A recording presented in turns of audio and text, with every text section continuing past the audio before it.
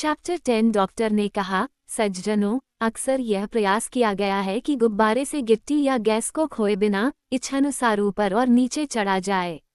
एक फ्रांसीसी विमान चालक एम. म्यूनिया ने एक आंतरिक पात्र में हवा को संपीड़ित करके इसे पूरा करने की कोशिश की। बेल्जियम के डॉक्टर वेन हेके ने पंखों और पैडल के माध्यम से एक ऊर्ध्वाधर शक्ति प्राप्त की जो कि अधिकांश मामलों में पर्याप्त होती, लेकिन इन प्रयोगों से प्राप्त व्यावहारिक परिणाम महत्वहीन रहे हैं। इसलिए मैंने इस काम को और अधिक सीधे तरीके से करने का निश्चय किया। इसलिए शुरू में मैंने गिट्टी का उपयोग पूरी तरह से छोड़ दिया, सिवाय विशेष आपातकालीन मामलों के लिए, जैसे कि मेरे उपकरण के टूटने या बहुत अचानक ऊपर चढ़ने की आवश्यकता, ताकि अप्रत्याशित बाधाओं से बचा जा सके। मेरे चढ़ने और उतरने का तरीका बस अलग अलग तापमानों के प्रयोग द्वारा गुब्बारे में मौजूद गैस को फैलाना या सिकुड़ना है, और यह उस परिणाम को प्राप्त करने की विधि है। तुमने मुझे गाड़ी में कई डिब्बे या रिसेप्टिकल्स लाते देखा, जिनका उपयोग तुम शायद नहीं जानते हो। उनकी संख्या 5 है।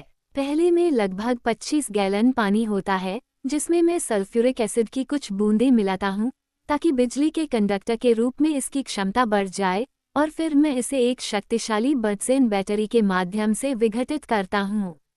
जैसा कि आप जानते हैं, पानी में 2 भाग हाइड्रोजन और 1 भाग ऑक्सीजन गैस होती है।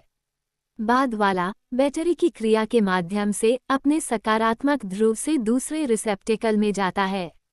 दूसरे के ऊपर रखा गया एक तीसरा रिसेप्टेकल, जो इसकी क्षमता से दोगुना है, नकारात्मक ध्रुव से इसमें गुजरने वाले हाइड्रोजन को प्राप्त करता है।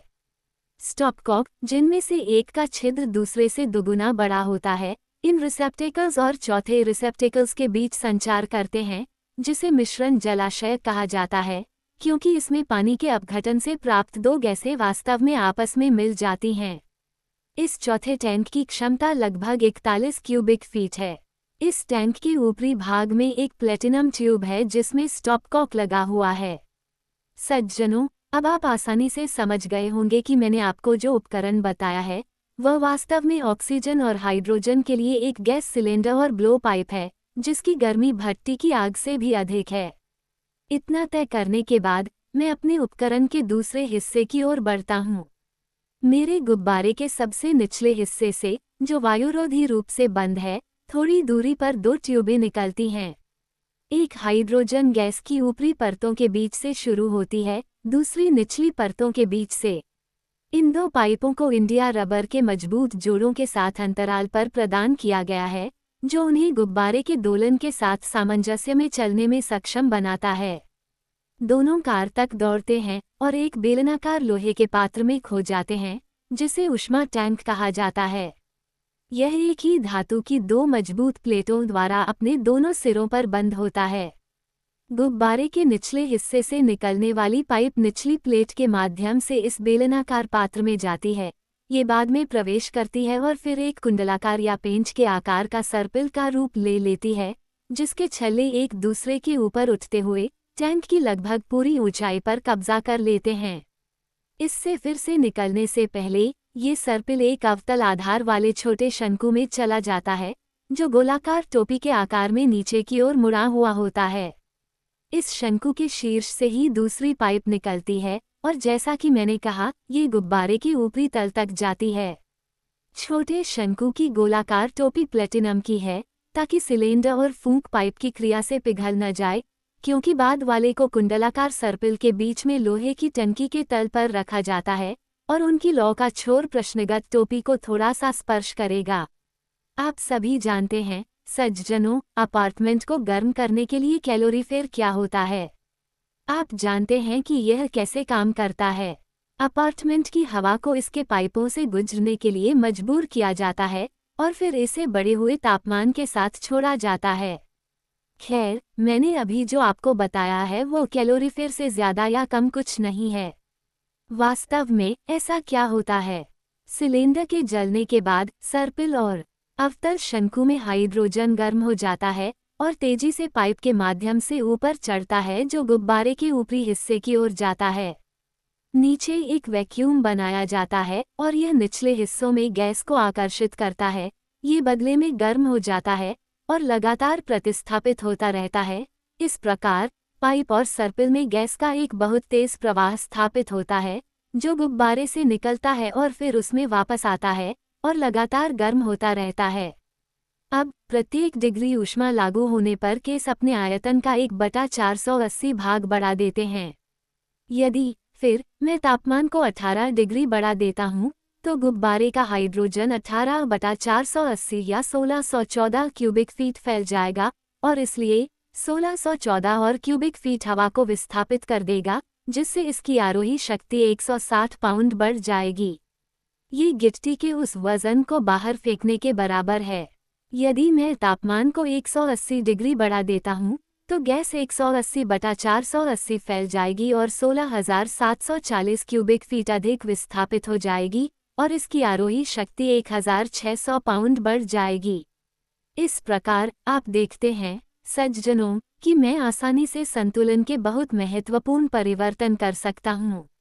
गुब्बारे का आयतन इस तरह से परिकलित किया गया है कि जब इसे आधा फुलाया जाता है, तो ये हाइड्रोजन गैस वाले लिफाफे और यात्रियों द्वारा भरी गई कार और उसके सभी उपकरणों और सहायक उपकरणों के बराबर हवा का भार विस्थापित करता है। फुलाव के इस बिंदु पर ये हवा के साथ बिल्कुल संतुलन में होता है और न तो ऊपर चढ़ता है और न ही नीचे। फिर ऊपर चढ़ने के लिए मैं अपने सिलेंडर के जरिए गैस को आसपास की हवा के तापमान से ज्यादा तापमान देता हूँ। इस अतिरिक्त गर्मी से यह ज्यादा फैल जाता है और गुब्बारा ज्यादा फूल जाता है। फिर जैसे जैसे मैं हाइड्रोजन को गर्म करता हूँ, गुब्बारा भी उतना ही ऊपर चढ़ता है।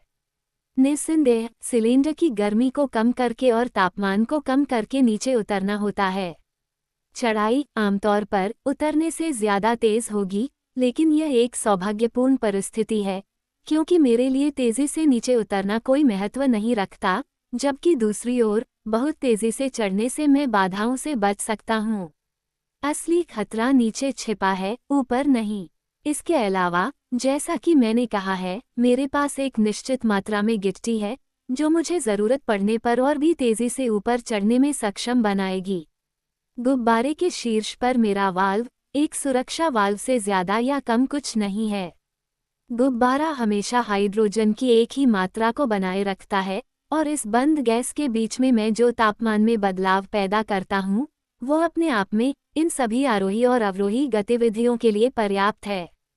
अब सज्जनों, एक व्यावहारिक विवरण के रूप में मैं ये जोड़ना चाहता हूँ। सिलेंडर के बिंदु पर हाइड्रोजन और ऑक्सीजन के दहन से केवल पानी की भाप या वाष्प उत्पन्न होती है। इसलिए मैंने बेलनाकार लोहे के बक्से के निचले हिस्से में एक स्केप पाइप लगाया है, जिसमें 2 वायुमंडल के दबाव से संचालित होने वाला एक वाल्व है। परिणामस्वरूप जैसे ही दबाव की यह मात्रा प्राप्त होती है, भाप अपने आप बाहर निकल जाती है। यहाँ सटीक आंकड़े दिए गए हैं। 25 गैलन पानी इसके घटक तत्वों में अलग होने पर 200 पाउंड ऑक्सीजन और 25 पाउंड हाइड्रोजन देता है। ये वायुमंडलीय तनाव पर पूर्व के 1800 क्यूबिक फीट और बाद के 3780 क्यूबिक फीट या कुल मिलाकर 5670 क्यूबिक फीट मिश्रण का प्रतिनिधित्व करता है। इसलिए मेरे सिलेंडर का स्टॉपकॉक जब पूरी तरह से खुला होता है, तो प्रति घंटे 27 क्यूबिक फीट खर्च करता है, जिसकी लौ सड़कों को रोशन करने के लिए इस्तेमाल किए जाने वाले बड़े लैंप की तुलना में कम से कम 6 गुना अधिक मजबूत होती है। औसतन फिर और खुद को बहुत मध्यम ऊंचाई पर रखने के लिए मुझे प्रति घंटे 9 क्यूबिक फीट से अधिक नहीं जलाना चाहिए, ताकि मेरे 25 गैलन पानी 636 घंटे के हवाई नेविगेशन या 26 दिनों से थोड़ा अधिक का प्रतिनिधित्व करें। खैर, चूंकि मैं जब चाहूं नीचे उतर सकता हूं, ताकि रास्ते में पानी का स्टॉक फिर से भर सकूं, इसलिए मेरी यात्रा अनिश्चित काल तक लंबी हो सकती है। सज्जनों, यही मेरा रहस्य है। ये सरल है और अधिकांश सरल चीजों की तरह इसमें सफलता अवश्य मिलती है। गुब्बारे में गैस का फैलाव और संकुचन ही मेरी गति का साधन है, जिसके लिए न तो बोझिल पंखों की आवश्यकता होती है, न ही किसी अन्य यांत्रिक मोटर की। तापमान में परिवर्तन उत्पन्न करने के लिए एक कैलोरीफर और गर्मी उत्पन्न करने के लिए एक सिलेंडर न तो असुविधाजनक है और न ही भारी। इसलिए मुझे लगता है कि मैंने सफलता के सभी तत्वों को एक साथ जोड़ दिया है। डॉक्टर फर्ग्यूसन ने यहाँ अपना भाषण समाप्त किया और उनकी हार्दिक सराहना की गई।